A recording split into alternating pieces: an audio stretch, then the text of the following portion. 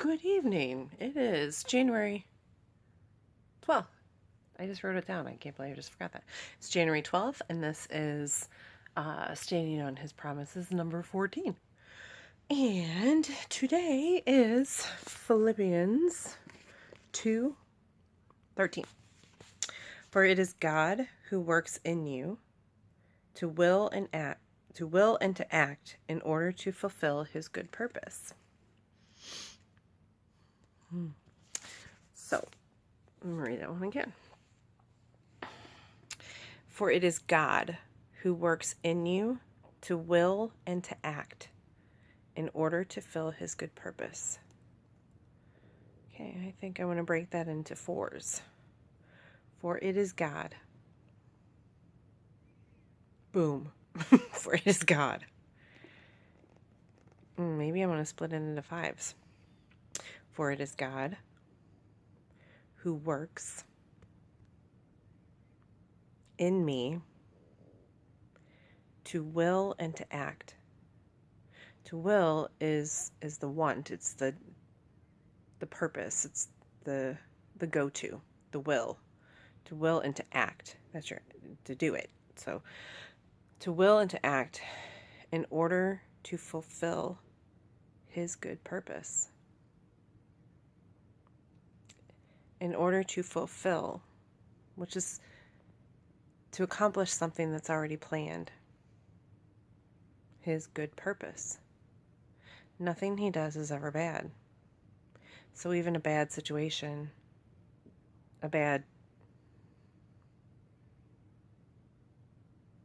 moment is never bad in his eyes. It's all for his good purpose. So it's a refining moment, no matter what our funk is that we're going through. That's a moment of refining. I shared something on Facebook a couple days back that was a video of ladies who had gathered together to do a study, and the study was something about a silversmith and refining silver. And so one of the ladies had gone and wanted to go and actually talk to an actual silversmith and ask the process of how it all works. And it was a really cool. I even put on there, like, watch this. There is a serious aha moment that it's not expected. And so if you're happening to watch this on Facebook, go to my page and scroll down. I post a lot, so you might have to scroll a little bit, but it's worth looking for. And I'm not going to give you the spoiler, but it's about how you know when the refining process is finished. That's the aha moment. So that's the clue. So go find that post. It's so awesome. But okay, so let me reread this. Philippians 2:13. For it is God who works in you to will and to act in order to fulfill his good purpose. There's nothing, I was talking to a friend of mine tonight, and there's nothing that we could ever do that would ever be a surprise to God. He knows every single thing that we're going to do. He's already at the end waiting for us, knowing what ways we're going to turn off course, knowing how many times we're going to get distracted, he's going to know every pitfall that we go through, and he's still at the end waiting and saying, hey, here you are, you made it. So yeah, nothing that we can ever do is a surprise to him. So he has all of our steps are ordered. They're already planned. It's just up to us to keep walking. Keep taking the steps, and he's going to get us to the end. And it's going to be a good ending. So awesome promise, because it is God who works in me. So everything that I do, it's not on my own strength. I know that. Half the stuff I do, I wouldn't have the creativity. If I tried to do this on my own, I would not. I wouldn't have the creativity that I needed. I wouldn't have the ideas. I wouldn't have the smooth ability to multitask like I do. I wouldn't. There's so many times I sit back and I'm just blown away by all the things that I know how to do. And I'm not tooting my toot. That's God. I do things that I'm like, why do I know how to do this? Like, I've never been trained how to do this. I figured it out on my own, but I figured it out because I wanted to, but I figured it out because he led me to do that. He gave me the unction to even want to do that. So yeah, God is totally at work in me, and I know that. Yeah. Okay. For it is God who works in you to will and to act in order to fulfill his good purpose. I love that he has good purposes for me. So God, keep working in me, and I will keep doing what I got to keep doing to get to your good purposes. I totally... Lexi, you always come and talk to me when I'm talking. She's so rude sometimes. She likes to interrupt. You want to say hi? No. No, I don't want to. I just want to come yell in your videos. Let's see. Anyway, that was my fast turn. So that's my story. Yeah, I feel a shift coming. So I'm going through this course right now that is really cool. It's Tamara Lowe, and my friend Mary gave it to me. She referred me to it, and I signed up through an email link, and it's really, really cool. I'm really taking advantage of this, and just, I've done a lot of different trainings with business coaches and things like that are total jokes, huge ripoffs. They give you the little carrot tease, and then they're like, and then if you pay $5,000, we'll give you the next step. I think that's a bunch of bahookie. But anyway, this one is not like that. And I'm actually not very far into it. And I'm getting some really cool nuggets out of this. And it's really helping create some concise, purpose-filled, very strategic next steps on what to do with Tiger Lily. And it's really awesome. Last year, in the end of 2015, I spent the last 2 weeks in some serious prayer with God, because he was just doing a massive shift in Tiger Lily down in Palm Beach County, and pretty much what our easy peasy money makers, he shut them down. There was like nothing that I could do to keep them open. I tried and tried and tried and tried and tried, and it was 2 avenues that he shut down.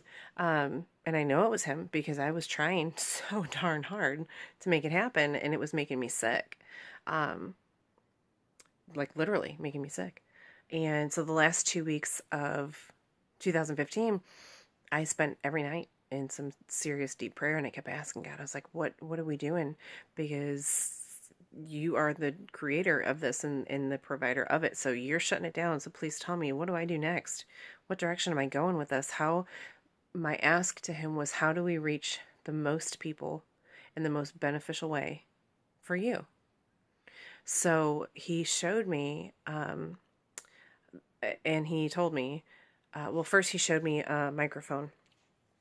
And I've told several people this before, but he showed me a microphone, and like I was looking at the microphone, and I could see past the microphone a crowd of people, but I couldn't tell if it was a big crowd. It was a blurry crowd. I didn't know if it was big or little, or guys or girls, or old or younger. I don't know. It seemed to be a decent sized crowd. And he kept telling me that I was his platform, which is really kind of like, oh, sometimes you get that like scary, like, oh my gosh, because it's for real. And it's very risky to do it. So I asked him, I was like, okay, if I'm your platform, then we got a lot of work to do, because I want to make sure that when I open my mouth that they are hearing you, and I'm not messing it up. They're not hearing me. So he and I had gone through some things together, and it's been pretty cool, honestly. And totally like redesigned how we are addressing and reaching our ladies.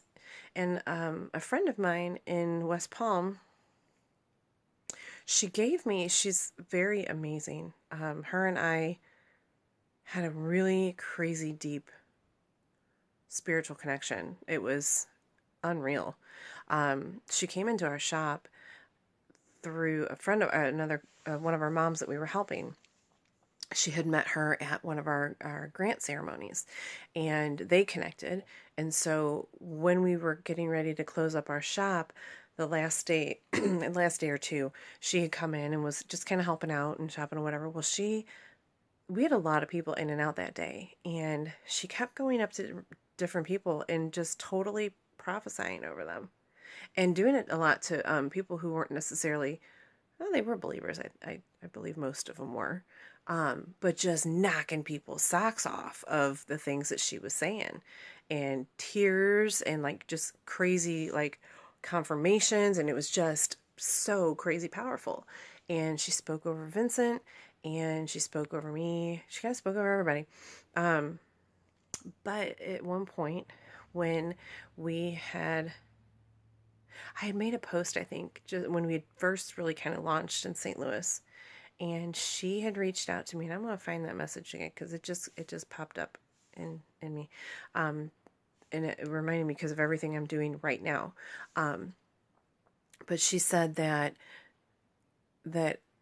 of all of the cities that I'll be touching with the mothers that we help, multiple cities.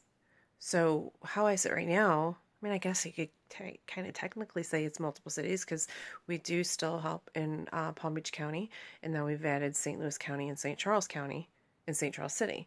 So, I mean, I guess technically you could say multiple cities, but when she said that to me, it just rang like on a much higher level than just cities. It was like cities.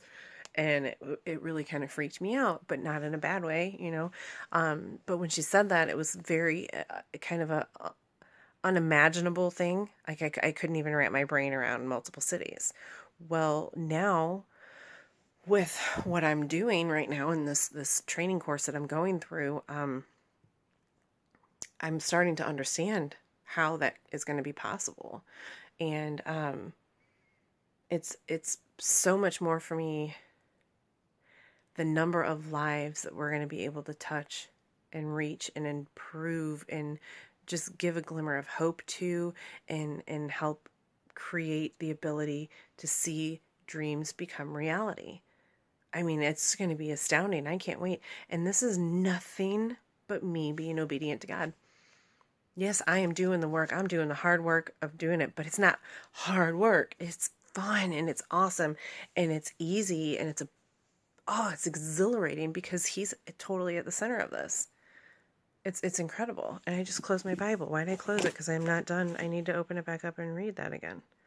Let me go back to it. Hold on. Okay. Excuse me. Oh, that's Ephesians. Where's my Philippians? Oh, there. Okay. Philippians 2:13. For it is God who works in you to will and to act in order to fulfill his good purpose.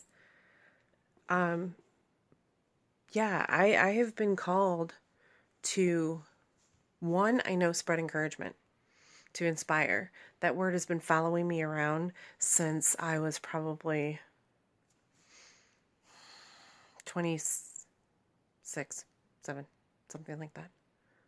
I'm going to be 40. I'm going to be 40 in 2 days. Ain't that funny? But anyway, that word has been following me around for a long time. So, I know I'm to encourage, I'm to inspire, I'm to uplift. I am to give the message of his good news in a way that is not freaky. It's not scary. It's not weird. It's not uncomfortable. It's intriguing and it's inviting. And it's by actions mainly, and by the light that's inside of me. I don't honestly, I pray to God that people are drawn to him, not by a single thing that I say, but by the love that they can see come from me. I pray that when people look at me, that they see Jesus, that they can, that's a spitting image of Jesus. And that's, I kind of gave a spoiler of go find the post on my page about the silversmith. Okay. It's pretty cool. So what a really cool promise. God, this has been such an awesome exercise. I am so glad I'm doing this. You know, I really recommend that you find something of value to do every day. Something that grows your brain and grows your heart and grows your faith and grows your strength every day. And make it a discipline. There's many nights that I've not wanted to do this because I was tired or I was in a poopy mood, or like, I don't even care. I'm fresh out of the shower. My hair's drying out because Vincent and I were doing homework. But you know what? That's not the point. Because however I look, it doesn't affect anything that comes out of my mouth or affect the feeling and the passion inside of my heart. So whatever. I don't care. I'm beautiful on the inside. He says I'm perfect. So whatever. Yeah, so this is just when it fits for me. I've tried several times to do it in the morning, and that's just not my routine. I do other things in the morning that help me start my day, and doing it obviously at 11:30 at night is when it fits. So that's when I do it. But I highly suggest that you do something every day that helps you grow yourself and helps you grow your positive outlook. Yeah. You got to practice that because you can get consumed by the negative crap in your life. And it's easy to look at, how am I ever going to get out of this? How am I going to fix this? What am I going to do? Well, you know what? You don't have to do anything but have faith in the Father who loves you, that he's going to make all things work together for your good. Do you know how much of a boulder that releases off of you when you can wrap your head around that? You know, like, oh, you have $50 in your checking account. It's not your problem. He's got it covered. Have faith. Talk to him daily, numerous times a day. Just have a conversation with him. Hey, God. I talk to him like, he's my brother. Hey, bro, how you doing? Sometimes I pout to him. Sometimes I talk to him very sweetly. Sometimes I beg and plead. Sometimes I sing and I praise and I'm loud in the car and I'm like, you rock, God, you're awesome. Some days I'm not. But you know what? That's how you have a conversation with the person that you love. Kitty cat, Mir. So yeah, that's how I love her. So I could talk to God like that sometimes too. But just getting good practices of doing that. Okay. I thought of something earlier that I wanted to say. I totally don't even remember what it is. It was a really, really good point too. But it was about people's creepy outlooks on knowing God and talking to God, and I'm going to get to the bottom of that. I really am. Because I think if we can get to the bottom of that, we can erase that from a lot of people. What are you afraid of? How are you afraid? Like, okay, that was part of it. How are people... Obviously, people know a really jaded story of Jesus and God, and it obviously is very wrong, hurtful and judgmental, and do as I say or you will go to hell. I'm so sorry that that's the picture that you have painted, but don't believe what you hear. Believe what you know, and that requires you reading his word. And once you do that, the Bible is for anybody to touch. It's not like this crazy book that sits up far away on an altar that only nobody's able to touch. Like, I write in mine, and I hug it, and I talk to it, and it's really awesome. And it talks to me too. And that's not being crazy. Like, you read it and certain things jump out at you and you're like, dang, that just punched me in the face. That was totally for me. Some people contemplate and they say, oh, the Bible is from 2,000 years ago. It's not relevant for today. And some people get too literal with it, I think. Too technical with it. This is a living, breathing, fluid word of God. And if you can open it up, it doesn't matter if it's Old Testament or New Testament, or if it's the Acts, or if it's the prophets, or if it's the gospel, whatever. It doesn't matter what it is. You start reading it, it will start talking to you and hit exactly what you need. Like, I did this thing, and I'll probably share this at some point. And I'll probably even actually do it again at some point in time. But in the beginning of 2015, January 2015. No, is that right? Was this Bible? I had to look in my book. But the Bible that I have now is the first Bible I've ever had. And I got it from my church in Florida, Christ Fellowship, and they would give out free Bibles. And it had to have been 2015. And I said that I really wanted to start getting into the Word more and knowing it for myself. So I got the Bible, and I was living in Florida then. So I went to the beach, and I sat down, and I made a game roll. And thankfully, God let me set those rules, and he played along with them. But I told him in a very snotty, like childish, Okay, these are the rules. Okay. I said, these are the rules. I'm just going to open this book. I'm going to pray to you first, and I'm just going to open the book. I'm not going to look for anything. I'm not going to look anything up ahead of time. I'm not going to look for a specific chapter, a specific verse. I'm just going to open it. I'm going to start on the left side, and I'm going to start reading. And I'm going to read until you tell me something. And I said it like kind of snotty like that, you know? And, you know what? I'm already talking about it, so I'm going to pull it up. Hold that thought for a second. Because it's right here on the floor. Okay. I'm going to find the verse that I did. Okay, so it was January 18th. Ooh, I'll read this to you. It's very exciting. But I call it Random Readings from God. This book is 2 years old. January 18th. Sitting at Singer Island Beach. I sat for a while before I opened the Bible. I prayed to God to speak to me and the words I needed to hear the most. I decided not to flip through the Bible searching or even start at the beginning or with the Gospels. I wanted God to give me what I needed to hear. I have been leaning on Him so much to help me accomplish what He has given me to do. Well, He gave me Psalms 75 through 77. I will list the phrases that spoke to me the most. Psalm 75:3. When the earth and all its people quake, it is I who hold its pillars firm. Because I was in a really shaky part of my life then. So when the earth and all its people quake, it is I who hold its pillars firm. Psalm 76:4. You are a radiant light, more majestic than the mountains rich with game. And that jumped out at me because I had no idea how much I was worth to Him at that point, and I didn't know how much I should have been worth to myself.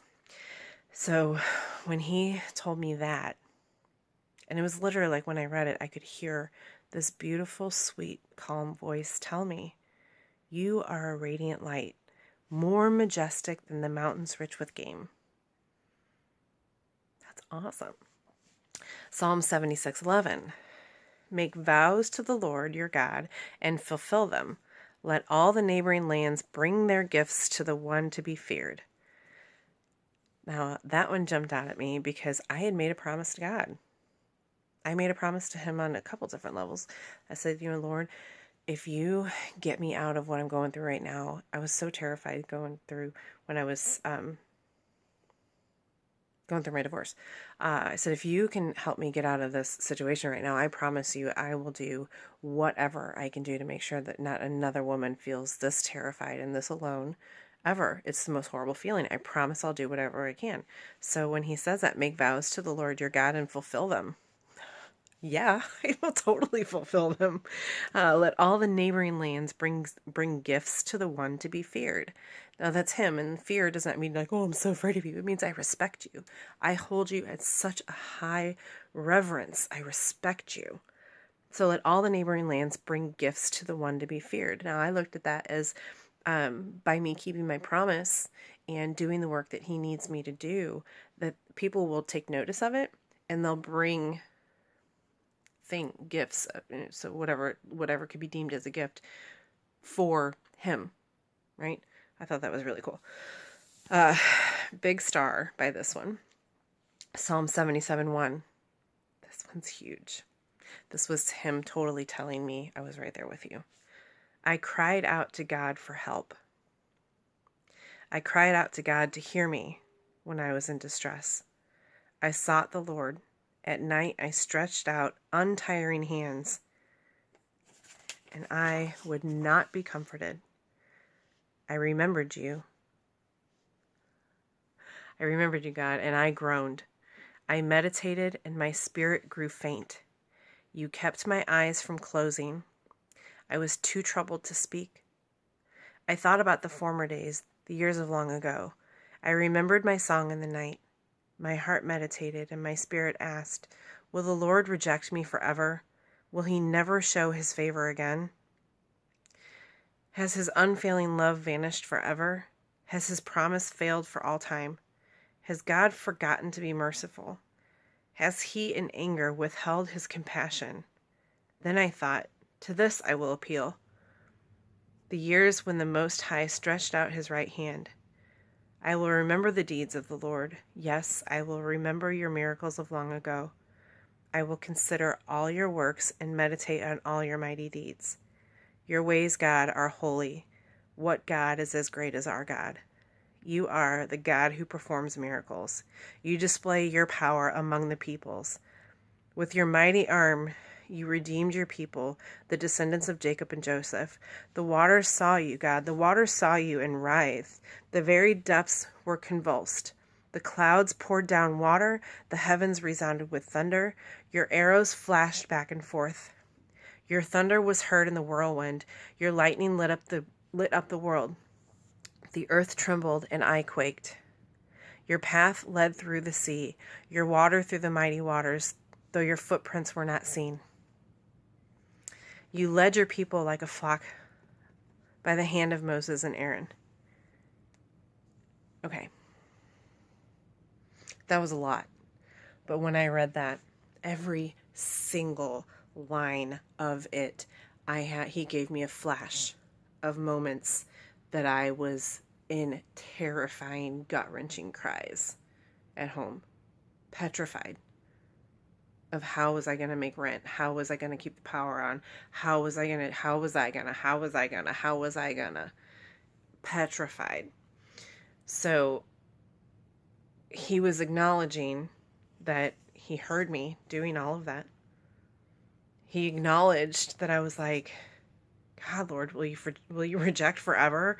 Will you never show me your favor again? Has his unveiling love vanished forever? Has his promise failed for all time? Has God forgotten to be merciful? Like, in that whole time, I was like wrenching in hurt and pain and asking God, why? God, why? That was the most pain I think I've ever been in my life. Oh, I'm getting emotional.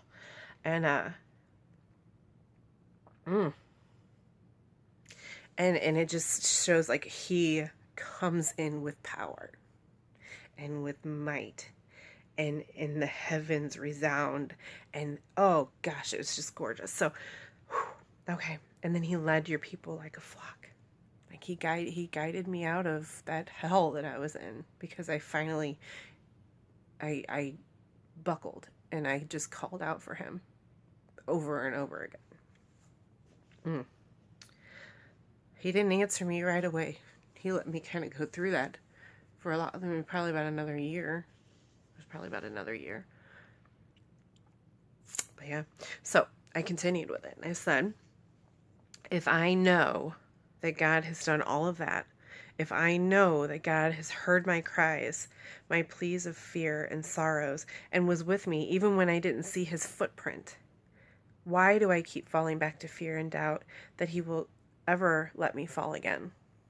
God be with me so that I can fulfill my promise to you that I made in the middle of the night through scared tears. God be with me and calm my fears. I'm so sorry that my faith isn't deep enough, that I constantly ask for reassurance so that I can keep my courage. You make me strong. With you by my side, I can achieve all of my goals and see my dreams become reality.